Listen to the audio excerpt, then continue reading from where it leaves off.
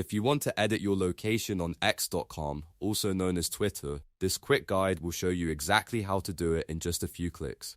Before we begin, if this tutorial helps you out, make sure to hit the like button and subscribe for more simple software tips and social media tutorials just like this. Now let's get started. First, log into your X account and look at the left-hand navigation menu.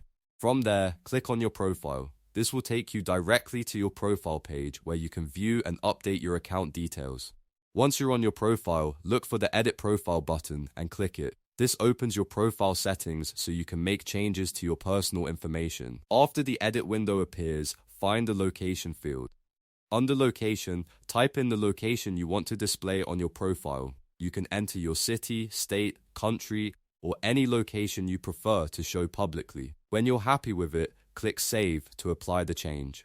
And that's it. Your location has now been updated on X.com. It's a quick and easy way to keep your profile information current. If this video helped, don't forget to like and subscribe for more easy step-by-step tutorials.